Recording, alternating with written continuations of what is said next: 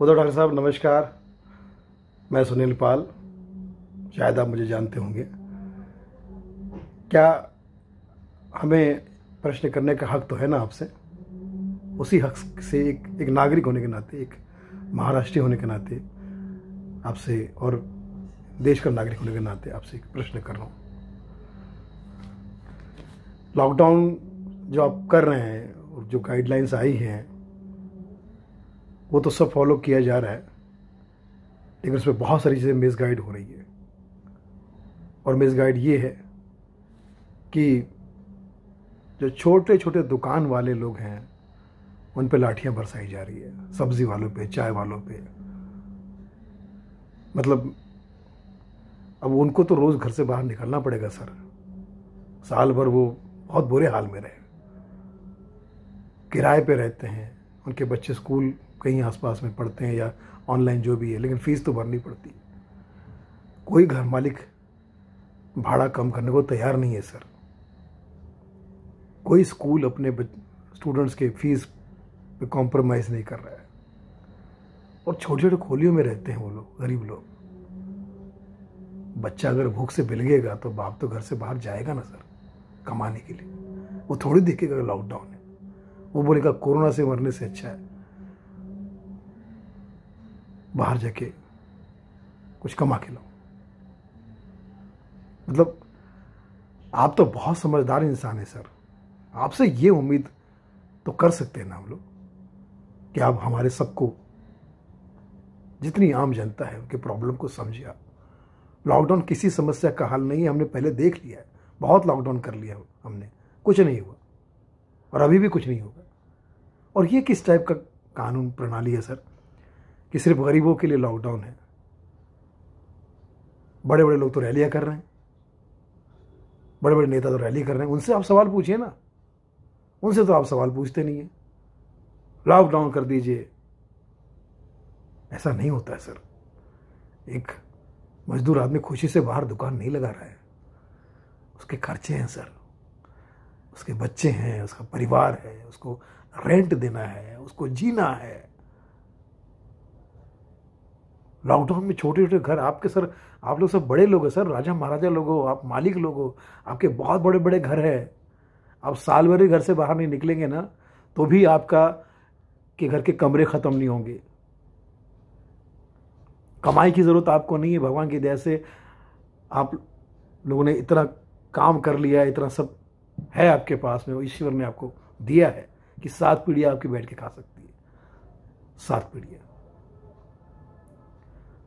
Sir मैं आपसे हाथ जोड़ के निवेदन करता हूँ, ये लॉकडाउन जो है ना सर, निवेदन है मेरा, प्लीज, इससे मैं खुश नहीं हूं सर। हम कलाकार लोगों का तो सर छोड़ ही दीजिए, जीना हराम हो गया। हर प्रोग्राम, हर इवेंट कैंसिल हो गए, कैंसिल पे कैंसिल हो रहे हैं सर। हमारे शो में तो 1000-2000 लोग ही आते हैं सर। मोदी जी की और रैली और अमित शाह की रैली में, अमित शाह जी की रैली में 10-10 लाख लोग आ रहे हैं सर। 10-10 लाख। है कोई सवाल करने वाला उनसे? है कोई प्रश्न करने वाला? आप कर सकते हैं उनसे प्रश्न, कीजिए। आप जो हमको लॉकडाउन लॉकडाउन बोलते रहते ना, एक सवाल उनसे भी करिए आप।